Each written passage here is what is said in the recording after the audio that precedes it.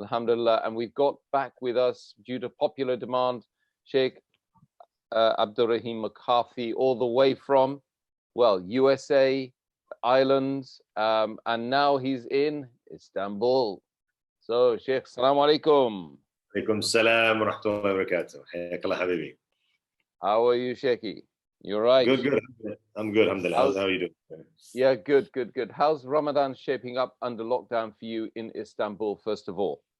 Alhamdulillah, I'm enjoying it, honestly. You know, like we talked about before, I'm keeping busy with all these live lectures that we've been giving, alhamdulillah. And it's in a way, I mean, without having to get on the plane and travel around the world, and it's actually all I have to do is just take my laptop and come sit at this side of the table, and I'm good, alhamdulillah. Yeah. So it's actually, for me, it's been quite beneficial. I mean, we're missing some of the things, you know. I posted the other day, actually just yesterday. I don't know if you saw on the social media I put, and it was very interesting. I was walking to the mosque, one of the last times I walked to the mosque, the masjid here in Turkey. And as I was walking, I just felt like overwhelmed with like this emotion. I don't know where it came from. It was just weird, you know. And I was listening to that. It was like this amazing feeling, the atmosphere. So I took out my phone and I started to film.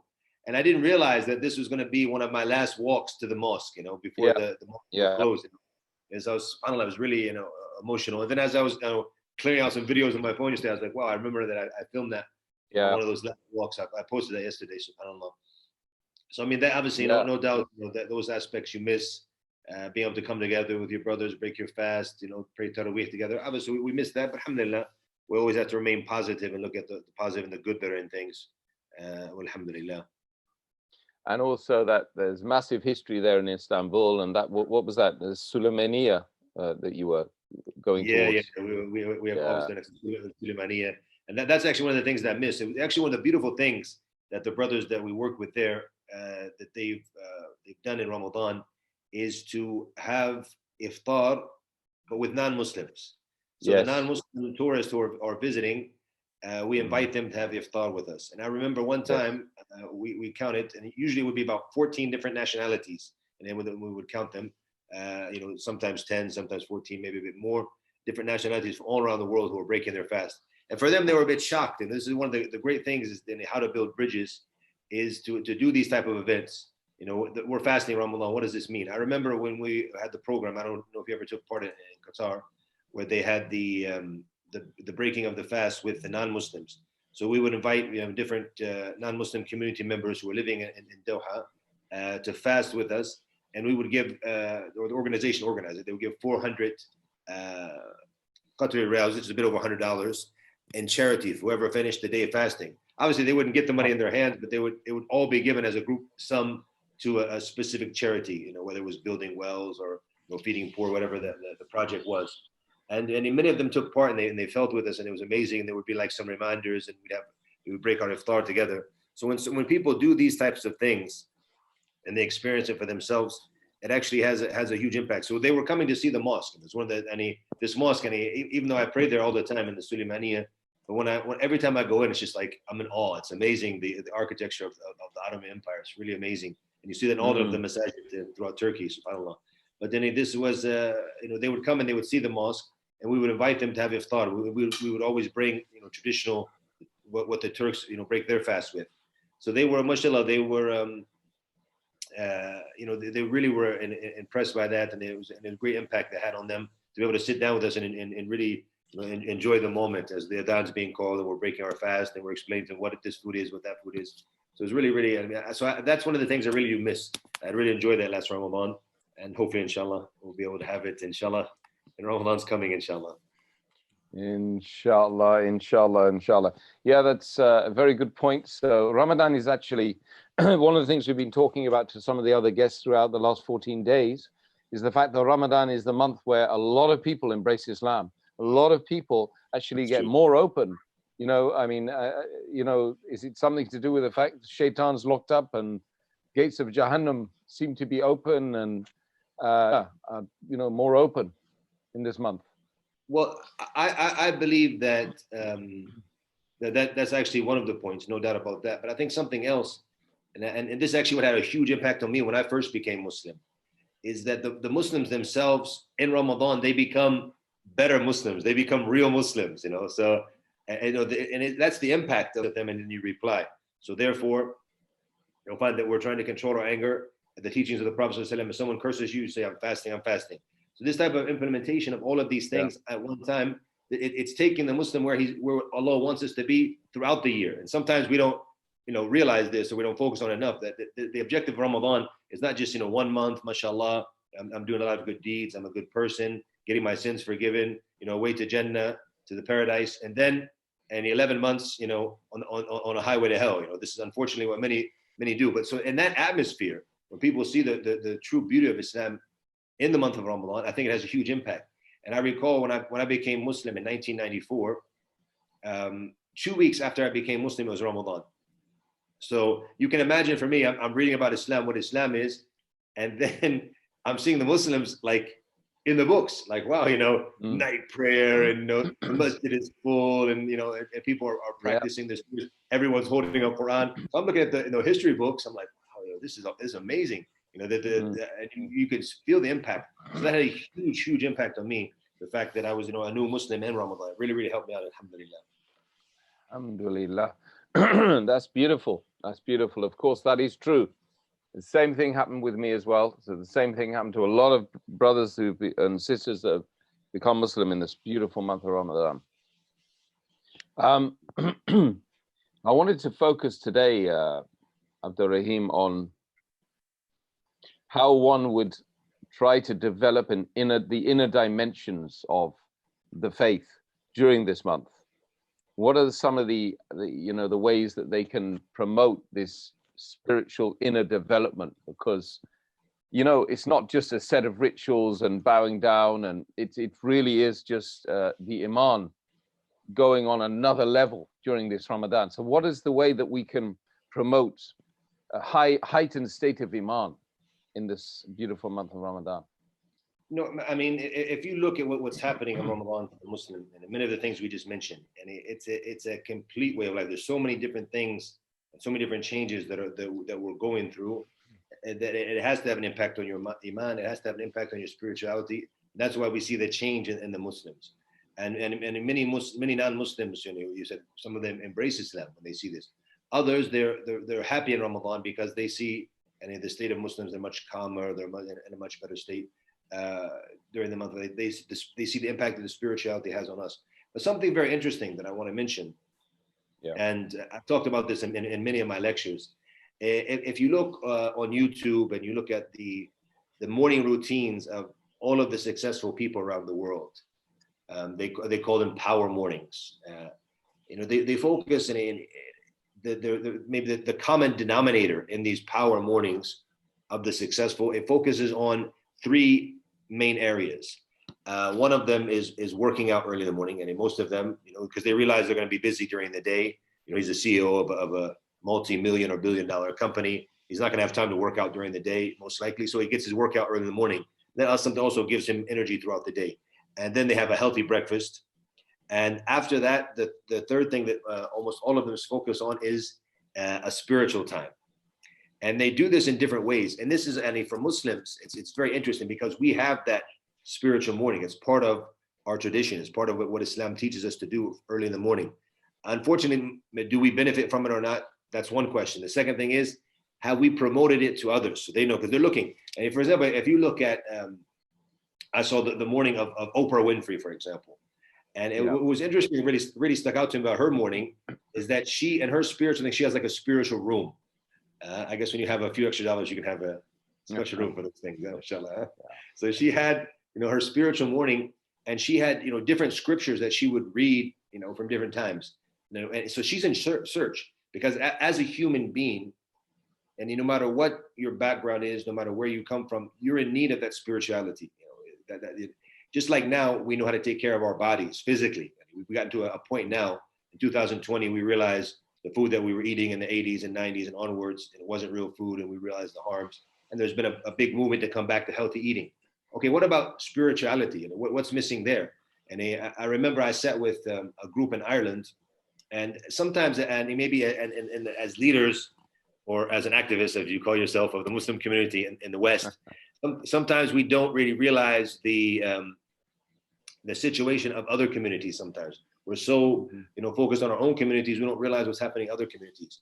So it was actually a very interesting experience for me. We were traveling in Ireland with one of my friends, one of the brothers from the local community, and we needed to stop. And so we were going to pray, and we're in the middle of this village, far away from where we lived, and it was time for Asr. So we ended up stopping, and he said, my relatives live here, his in-laws. He got married to an Irish lady, and her family was non-Muslim. So we ended up praying there. They're very hospitable. They opened up for us the house, and they put the dog outside so we could pray. And as we were about to leave, then I found she had made us tea, like the traditional Irish way. She made us tea and had cake for us and all of this. And we sat down, we talked, and we ended up talking. We ended up staying actually to Salat al-Isha. And they were in their 60s, and they were very active in the community. So they were talking about, the suicide prevention, how it happens and how the people kill themselves. And it was just really for me, like, mind-boggling. And some of them, like we don't really have big bridges in Ireland. You've been there, So you have like this 10-meter bridge, and he's jumping off and falling into a heavy current and killing himself, and as he's drunk or something, I don't know. So it's a very high rate. And they started to explain things to me right next to our mosque. I didn't realize. He said, "Do you see the volunteers who are there all of the time?" I said, "Yes." He said, "They're there for suicide prevention." I was like, I didn't realize how big it was. But when a person has, and when people have all of the good, I mean, you don't have to have a job in Ireland and you can survive. The government takes care of you. So I mean, it's not like that bad where you're gonna starve to death or something like that. Even if your situation is not the best, and it's not that bad that would make you jump off a bridge and kill yourself. So subhanAllah, just thinking about that the people they're missing something. Now we know how to take care of our bodies. We know it's going to give us strong muscles and make us strong. But what about the spiritual side? That's something that we're really, really missing. And that's something that we have in Islam.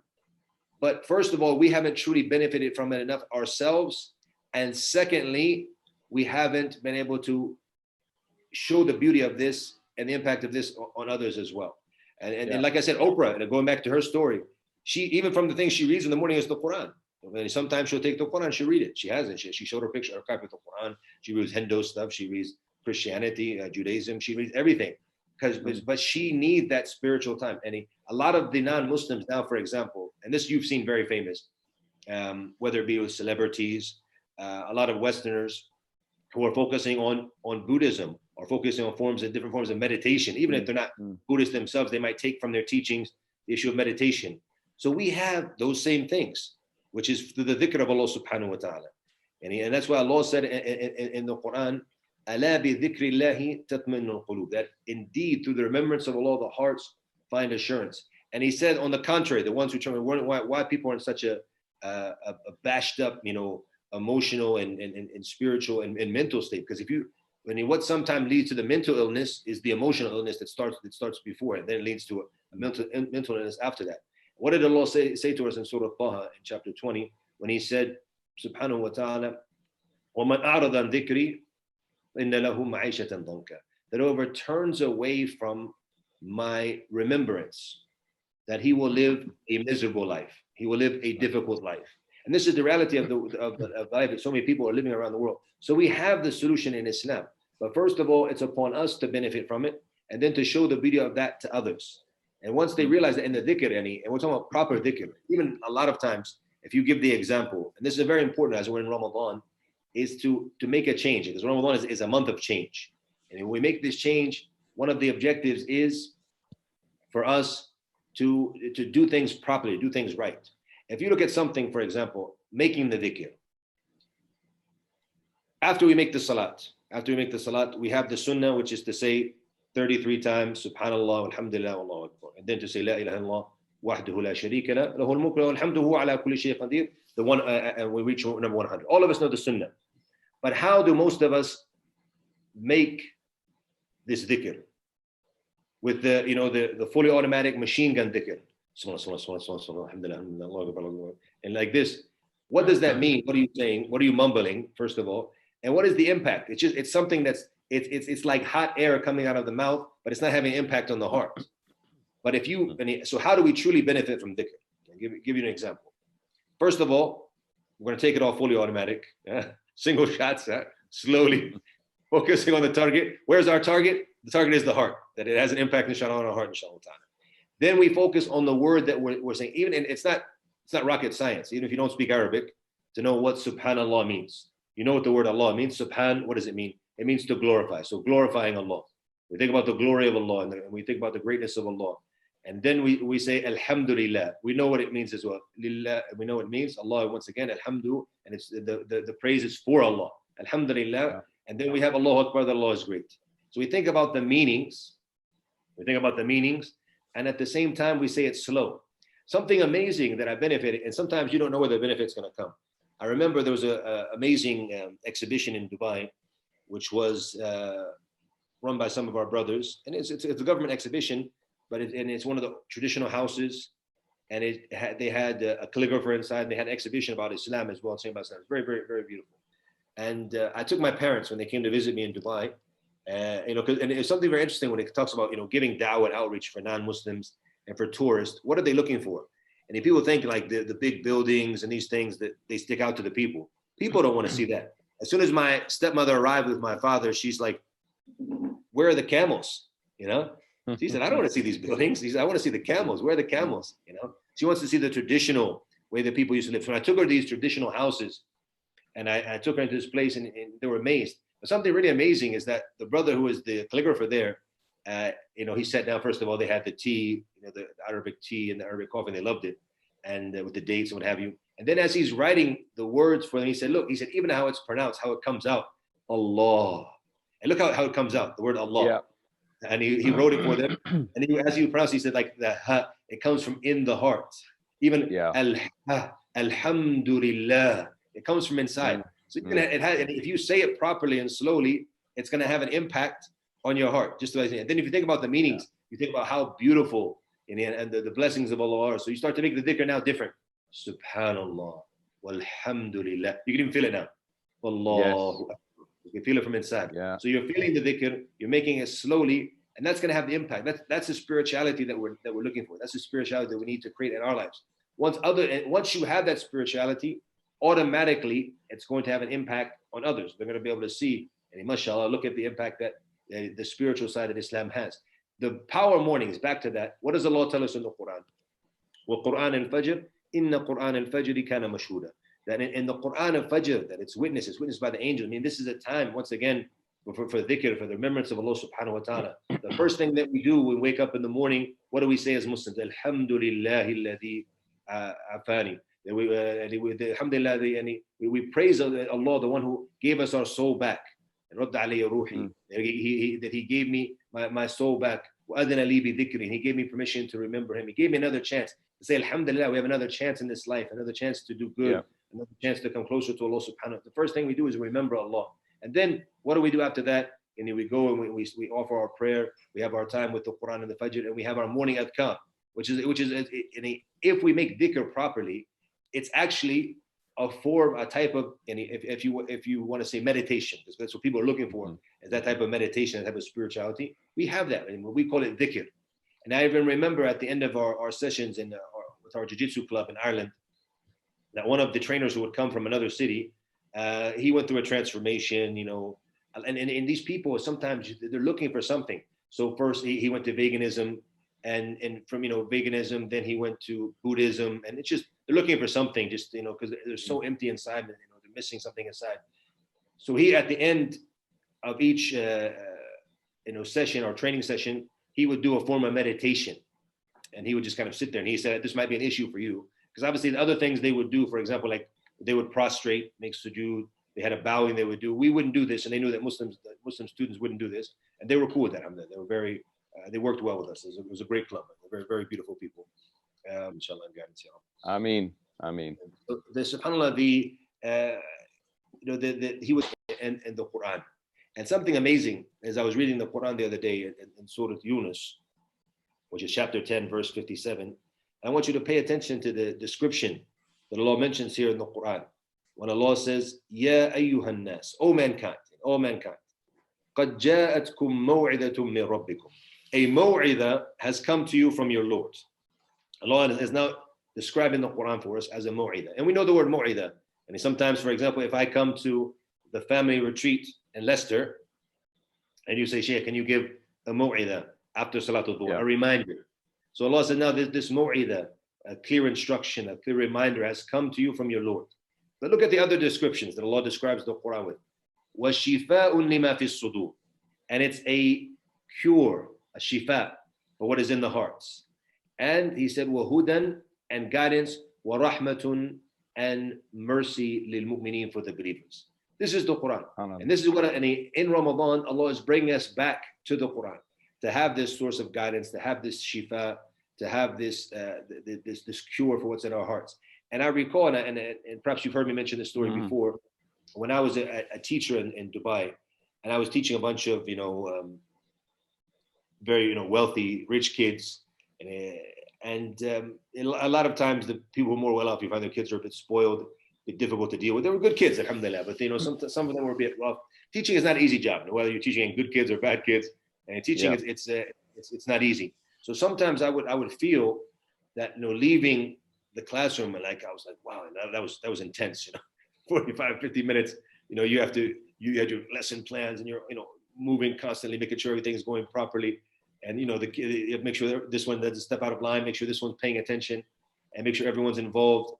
Trying to fulfill your job properly as a teacher is very, very difficult. So I would feel sometimes just like I was going to go crazy, as I leave the classroom. So what did I do? What was the things that made it easy for me is that I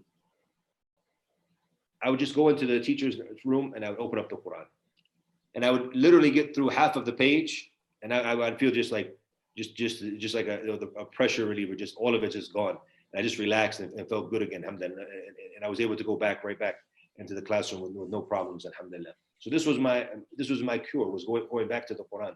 I even remember that the principal, she was Scottish, and the people at the time of the inspection, because our owner, she had high expectations, for her school and for her staff, for us to perform at high levels.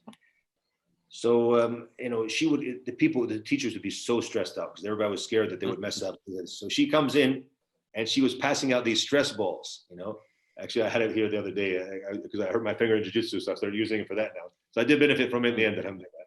But she was passing these stress balls out for the teachers to deal with the stress. But she came to me and she said, "This is a non-Muslim." She's seeing me. She said, "You don't need one of these." She said, "You're never stressed out." I say, "Mashallah." She doesn't know. Mashallah. She's like, "You're never stressed out. You don't need this." And I said, "Alhamdulillah, it's my nature that first of all, as a Muslim, it's my responsibility to fulfill my duty as a teacher to the best I can. This amana. So whether the inspection's here or not, I'm already trying to up my game as much as I can. So I'm not going to do much more anyways. It's how it is. That's how it should be. You have your good days and your bad days as a teacher, as an employee, all of the time. Sometimes you might not be as ready as you should be, but nonetheless, we have a certain criteria that we must meet as teachers. So I should be like this all the time as a Muslim because it's responsibility. That's the first thing. Second thing, I'm doing my job right. I have a good connection with the kids. So I don't go through the difficulties as much as other teachers would. There's challenges, obviously, but not as much. And then I had my cure, which was the Quran, alhamdulillah. So I was never really stressed out like other teachers were. So this is the beauty, that when you need to really find that connection, that link, to have that spirituality. Even something very amazing. If you were to look into some of the smaller surahs of the Quran in Juz' Amma, and two surahs we can focus on that have the same meaning. First of all, in Surah Ash-Shams. Yes. And if you look from the beginning of the surah, something very interesting, that it comes with Al-Qasam, which when Allah swears. And sometimes Allah swears by different things in His creation. And what's meant by this, as the scholars of Tafsir said, is for us to pay close attention to what's coming, what comes after the Qasam, what comes after the oath, or the swear that Allah subhanahu wa ta'ala is making. Not necessarily the oath itself, what's coming after, that's what's important. For example, if you look at one of the smallest chapters in the Quran, in Surah Al-Asr, when Allah subhanahu wa ta'ala says Al-Asr, He swears by that time of Al-Asr. And then He says, إِنَّ الْإِنسَانَ لَفِي خُسْرٍ, that all mankind are in loss. And then He says, إِلَّا, except. The exception to the rule is the one who has four characteristics. إِلَّا الَّذِينَ آمَنُوا, except for those who believe. وَعَمِلُوا الصَّالِحَاتِ, they do good deed. وَتَوَاصَوْا بِالْحَقِّ, they call to the truth.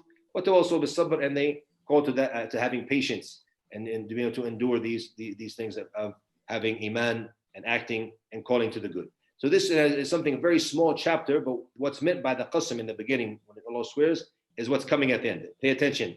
You're going to be in loss unless you have these characteristics. So now if you open up and you look at chapter 91 in the Quran, Surah Al-Shams, which is the sun. Allah subhanahu wa ta'ala starts this chapter by making, some say 7 oaths, but actually if you look at it in more detail, it's actually 11. He swears 11 times by 11 things, and all of these things that he's swearing by are from the greatest things of the creation of Allah. So if you look at verse 1, وَالشَّمْسِ وَالضُّحَاهَا, by the sun and the brightness of the sun. وَالْقَمَرِ إِذَا تَلَاهَا, and the moon when it follows it. وَالنَّهَارِ إِذَا جَلَّاهَا, and by the day as it shows up with its brightness. وَاللَّيْلِ إِذَا يَغْشَاهَا, and by the night when it covers the day, when it covers the sun. وَالسَّمَاءِ وَمَا بَنَاهَا, and by the sky and the one who built it. So here you see this actually, like in this verse, it's actually 2 things and not one. Some might count it as one, but it's actually 2 things. That's why I said we're going to come up to 11 different things that Allah is swearing by in these verses. وَالْأَرْضِ وَمَا طَحَاهَا, and by the earth and he who spread it. وَنَفْسٍ وَمَا سَوَّاهَا. So here Allah, and he is swearing by some from his creation, the fact that he spread out the earth. And then he says, وَالنَّفْسِ, in the verse number 7, وَمَا سَوَّاهَا, and by the soul and the one who perfected it, which is Allah subhanahu wa ta'ala. Now all of these swears that Allah is making, all of these oaths is being made, these swears, this qasam that Allah is making in swearing by in this chapter, it comes to verse number 7 where Allah says, and the nafs, the soul, and the one who proportioned it, the one who perfected it. And then Allah tells us about the nature of the soul. What is the nature of every human being on earth? This is the fitrah. It's in every single human being. فَأَلْهَمَهَا فُجُورَهَا وَتَقْوَاهَا. So Allah inspired it. Allah showed it. He showed the nafs, every soul. He showed it. What is fujuraha? What is the wickedness? What is wrong? And taqwaha, and that which is right and righteousness. So every soul, and that's something nature. If you give the example, if I walk into a place and I see someone forgot his iPhone on the table, and I say, you know what? Instead of paying $1,000 for an iPhone, there's a free one right in front of me. And the poor guy didn't even put his lock screen on, so I can benefit, huh? What I naturally, any human being, no matter what religion you follow, what's your nafs gonna tell you? What is your soul gonna tell you? That you shouldn't do this. Naturally, you're gonna look around, make sure there's no CCTV, because naturally inside, this is something wrong. Your creator, your maker who created you, he created this inside of you. You know this is something is wrong. But then look at verse 10. And this all of it was mentioned in the beginning of the verse. This is the natija, the outcome now. In verse number 9, when Allah said, قَدْ أَفْلَحَ مَنْ زَكَّاهَا, that the one who will succeed is the one who strives to purify this soul. The purification of the soul. One who strives for it, he is the one who is going to be successful. And then next verse, وَقَدْ خَابَ مَنْ دَسَّاهَا, and whoever does not strive to perfect his soul and purify his soul, then he has failed. He has failed, and he has corrupted his soul. So this is something, small verses, but with a very powerful meaning that it comes to get you reflecting. All of these great things, from the sun, the moon, the night and the day, the earth, and these great creations of Allah subhanahu wa ta'ala, to show you that naturally inside, you know what is right and wrong, and you're going to either fail by purifying yourself, or you're going to be a loser by not purifying yourself. One of the two. This is the outcome. And if you look at a chapter that, if we follow the sunnah, we should read almost every day, which is Surah Al-A'la, chapter 87. We read Surah Al-A'la in the witr prayer, like we're doing in Ramadan now. If we're praying the witr throughout the year, then most of the time we should read this. Sometimes we can change it, but reading it most of the time. Also in Jum'ah, most of the Jum'ahs, we read this prayer as well. So if you look at from the meanings that came in this surah, when Allah subhanahu wa ta'ala said, فَذَكِّرْ إِن نَفَعَتِ الذِّكْرَى, to remind, because the reminder should benefit others. Remind each other, remind others. Like we're doing now, we're reminding ourselves and reminding others. فَذَكِّرْ إِن نَفَعَتِ الذِّكْرَى, and so remind if the reminder should benefit. Let the reminder benefit other people. Then Allah said there's going to be 2 types of people when it comes to the reminder. Like someone who listens to this show right now, someone who listens to our daily reminders. First of all, the first group is سَيَذَّكَّرُ مَن يَخْشَى, and the one who fears, and he fears Allah, and he's mindful of Allah, he's going to be reminded. He's going to benefit from the reminder. But the second category, Allah says, وَيَتَجَنَّبُهَا الْأَشْقَى, And the wretched one, the evil one, he's going to avoid it. He doesn't want to hear it. Hear good, they don't want to hear what you're saying. Don't talk to me about the Quran. Don't talk about Islam. Talk about spirituality. I want to live my life. I want to live my desires. Allah said about these individuals, الَّذِي يَصْلَى النَّارَ الْكُبْرَى. These are the ones who enter into the burn, into the greatest fire. ثُمَّ لَا يَمُوتُ فِيهَا وَلَا يَحْيَى. And they will neither die or they will be living in this. They were living in torment in the hellfire. Then the same meaning comes that came in Surah Al-Shams. قَدْ أَفْلَحَ مَنْ تَزَكَّى. That the one who purifies, he purifies his soul with his iman, with his faith, with his good and righteous deeds, with the dhikr, the remembrance of Allah subhanahu wa ta'ala, then he is going to be the one who is successful. Then Allah mentions how to do that, how to purify yourself.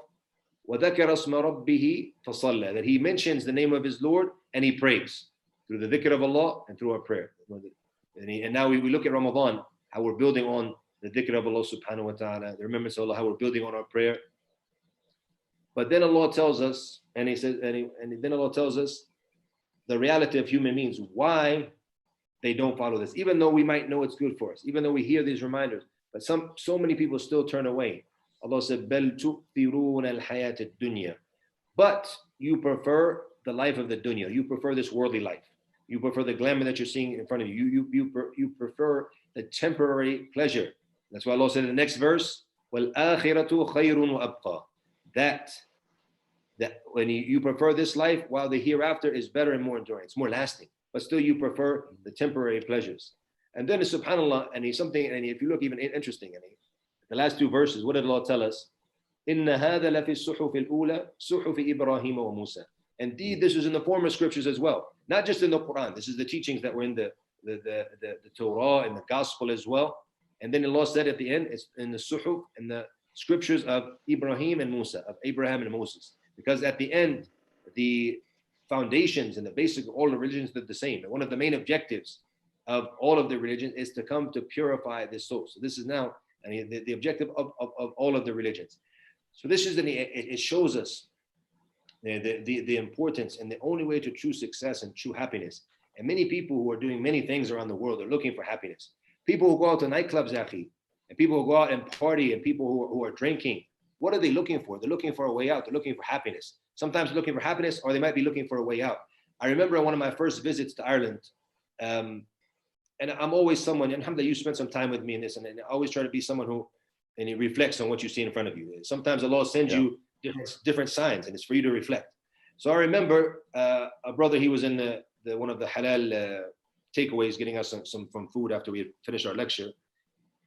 And there was a lady who was walking down the street. She was going home, and she was a very beautiful lady. She was, and you could see how she was very beautiful, but you could see her face that she was really just like she was in big trouble. You could just see the trouble in her face, and she was really worried and really concerned.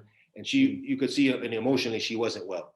What was she carrying? I mean, she didn't have a bag, because you have to pay for the bag in Ireland. It's a bit expensive. It's like 70 cents to pay for a plastic bag. So and people, they kind of just carry things in their hand. So she has one big bottle of whiskey in this hand and a bottle of like Pepsi in the other hand. So she's going home to get smashed now. She's going home to get to get drunk. She's looking Meskina, she's looking for a way out. And you could see this in her face, the trouble in her face, subhanAllah al-azim. And I was like, look at this in Meskina, how lost she is, and she's looking for something.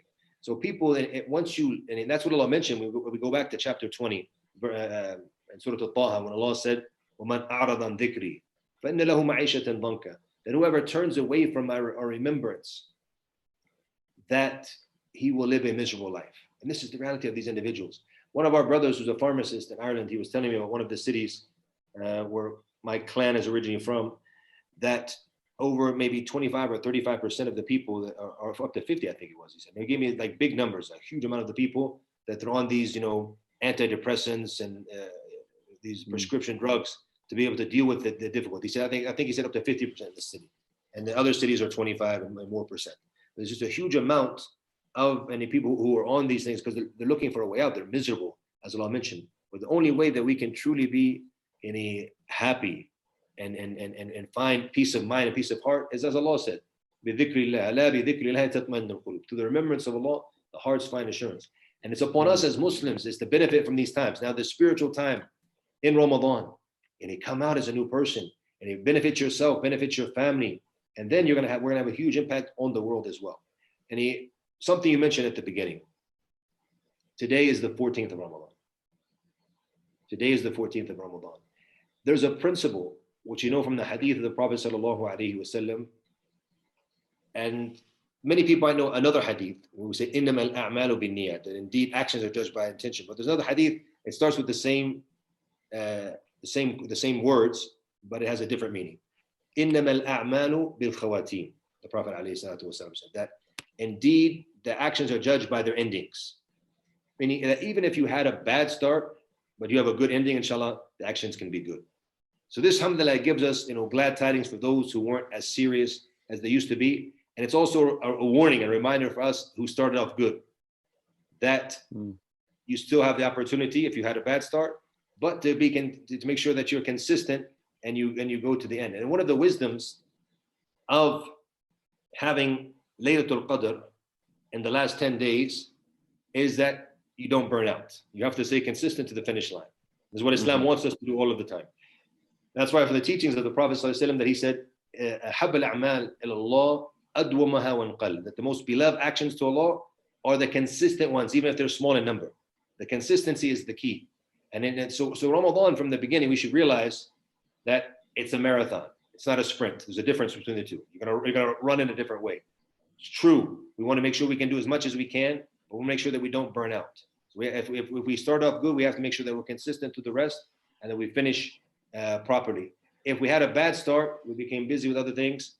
For example, those who are addicted to Netflix, and they're sitting around just watching movies all day, and because I'm so bored, and people are just watching movies and watching things on YouTube that are not very beneficial.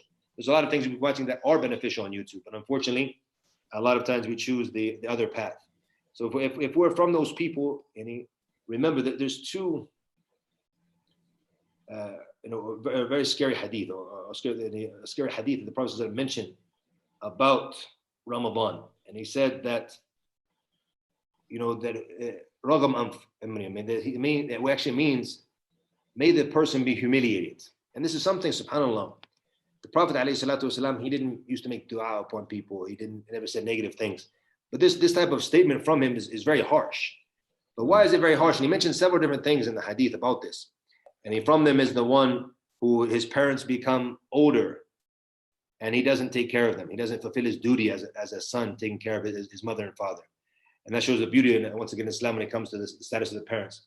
But one of the things he said as well is the one who Ramadan enters and then finishes and his sins haven't been forgiven. That's scary to think about that. SubhanAllah. And I had this opportunity in front of me, but I was ahmaq. I was someone who was acted as a fool. I followed my desires. I was doing things I shouldn't have been doing, and didn't benefit from this Ramadan. So may he be humiliated. It's something very scary. Prophet ﷺ would say something like this, and to individuals who don't take advantage of the opportunity. So this opportunity we have in front of us, alhamdulillah. And the fact that it's the 14th, about to be, basically the middle of Ramadan, we still have the second half, alhamdulillah. So the key thing is we focus on benefiting now. And always I say, make goals. And I always tell the people, don't think like it's something traditional, something old school. Get out a pen and paper. What do I want to accomplish? From the beginning of Ramadan, check your goals if you already have them written down. What did I do? Where am I now? I'm at the middle. This is the time to really sit down and reflect at the middle. What do I want to accomplish for the rest of Ramadan? Okay, maybe it was a good start. Alhamdulillah, I'm gonna build on that. Wasn't such a good start, no problem. Alhamdulillah, I'm gonna make tawbah. I'm gonna repent to Allah subhanahu wa ta'ala, and Allah will see from me. Allah will see from me in my actions. That's why in the verse in the Quran, what does Allah tell us? Because we see the people in Ramadan, what are they saying? Oh Allah, forget. What is the most dua? And you will see this in Taraweeh, and we're not praying now. But in the past, you would see that if someone is making dua, when the Imam is making dua, and he says, Allahumma gfir lana dhunubana, Allah forgive us our sin. People, Ameen, because they know that that's me. I'm the sinner he's talking about. Yeah. Therefore, we ask Allah for the forgiveness of the sins. Then when he asks, oh Allah, give us Jannah, Ameen, Uqina adhab an-nar, and protect us from the hellfire. And then Ameen. These are the most three things that you see has a huge impact on people in the dua. Allah tells us in Surah Al Imran, chapter 3, verse 133, if you really want maghfirah, you want Allah to forgive you, and you really want to go to the Jannah, Allah says, وَسَارِعُوا إِلَى مَغْفِرَةٍ مِّن رَبِّكُمْ وَجَنَّةٍ. To hasten, to race, go quickly to the forgiveness of your Lord and to the Jannah. Another verse, سَابِقُوا, to race for it. So if you really have to, if you really want it, it has to show up in your actions. So now let Allah see from you. If you were true in the first half of Ramadan, let Allah continue to see from you that you're going to be even more, you're going to increase. Because the sunnah that we need to remind ourselves of is that the Prophet ﷺ would increase in the last 10 days. He wouldn't just keep the same pace, he would increase. So if you're someone who's been doing, you want to increase, you want to read more Quran, you want to make a little bit your taraweeh a bit longer during the last 10 days. Perhaps even space it out like they would do in some countries where they make it 2 parts. You have for your family, and this we're talking about planning, being ready, not coming into, okay, it's the last 10 days. What are we going to do, guys, now? How are we going to plan it out with your family? No, we have our plan. During the last 10 days, our plan is that we're going to have a light taraweeh, for example, like we've been having, maybe reading 1 page of the Quran in each rak'ah, whatever your program has been, half of a page, whatever it's been, something light. And this is for the kids to join in with us so they can finish. But then during the nighttime, Mama and Baba, instead of sitting in front of Netflix, they're going to sit, they're going to increase in their taraweeh, have a longer prayer during the night. This is the last 10 days is the time. And it's one of the, look at the beauty now. It's like, there's actually a blessing. The Prophet ﷺ would make i'tikaf, which is a form of self-isolation. It's a form of lockdown. You're locking yourself down to isolate yourself, and it's a form to have that spiritual time between you and your Rabb, between you and your Lord. So now we're in that situation in most countries around the world, alhamdulillah. So it's actually a blessing in disguise where we can't really waste too much time being outside of the house, inshallah. Alhamdulillah. Well, subhanallah, that was pretty comprehensive, mashallah, tabarakallah, and very beneficial about how to, number one, how to increase your spiritual awareness and inner dimension during this beautiful month of Ramadan by making dhikr, but not just doing it like machine gun style, make it absolutely in depth from your heart, say it from your heart and enunciate all the letters correctly and with meaning and with purpose, and then Allah subhanahu wa ta'ala will bless you with the remembrance, true remembrance of the Creator, the one who's not uncreated, the only one that's uncreated. That's amazing. That's beautiful. And then recitation of the Quran and with real meaning, making tadabbur on the beautiful verses of the Quran. Just to end there, a lot of people think that they've got to go and they've got to complete this Quran, just read it, again, like the machine gun, and just get through it with, isn't it better for us just to repeat the verses we know, to repeat the surahs we know, and get some sort of real in-depth understanding of those? Or is it the first sort of example that we should take? No, even I mentioned in the beginning of Ramadan that it's actually better for us to focus even sometimes, because some people maybe not be that fluent with the Quran. He might not be able to read it that well. So he's trying to read from parts of the Quran so he can read more, and it's not really good. So he maybe focus on the small surahs, if you're repeating them, but you can focus on learning the meanings. Okay, I'm going to be reading this surah a lot during Ramadan because I don't memorize a lot. Let me go back to the English translation, understand what I'm saying, some of the words. You can go to Quran.com and they have, and even you guys have the program where you're learning the language of the Quran after this. Yes. So if you're learning the language of the Quran and you learn some of the meanings of the words, it's going to also open up for you. It's much easier when you focus on that which you know and that's what you memorized, inshallah. So that would be even better. Even some of the scholars mention that it's better to read one verse with tadabbur than to read the entire Quran. It's true, in Ramadan we want to be able to read the Quran as much as we can, alhamdulillah. We want to be able to read the Quran as much as we can, but the main objective, or something even better than that, is to reflect and then to obviously act upon the meanings of the Quran. That's actually better than reading the entire Quran. MashaAllah, Jazakallah khair. Sheikh Abdur McCarthy from Istanbul, and I hope that we will go to Ireland together soon, and we'll go there and establish some dawah there, because it's our obligation to go back to our original people of, my father obviously was from there, from near Dublin, and I know you've got your ancestry in Ireland, no doubt, grandparents, I guess, and so I ask Allah subhanahu wa ta'ala to establish us there and to call our beautiful brothers and sisters in Ireland and around the world to the beautiful blessing of this incredible faith. And when you're engaged in it and you're really starting to understand in this month of Ramadan and through this talk and other talks we've had, we really realize that we're miskeen outside Ramadan. We're so blessed, and we've got so much, so much richness, that we can gain from this month. And that's one of the reasons why we're doing this whole series, is to really embellish ourselves with this beautiful blessing of the Deen of Islam. And I ask Allah subhanahu wa ta'ala to bless you, Sheikh, for your endeavors. And you spent a long time studying the Deen, and you're an example to a lot of the reverts out there that we need to encourage many of them to take that similar path and to explain Islam, very deeply, and not just surface scratching everything, which is what we tend to do, unfortunately. And we're going to be seeing you again next Thursday, right? Inshallah, every Thursday until the end of Ramadan, we're together, inshallah. Inshallah. Yeah. Well, it's been beautiful seeing you again, Sheikh, and Jazakallah khair. And Allah subhanahu wa ta'ala accept all your amal salihah and all your fasting. And, I hope you enjoy the rest of your time with your family, and you really benefit each other in the house as well. Jazakallah khair. Jazakallah khair. Assalamu alaikum wa rahmatullahi wa barakatuh.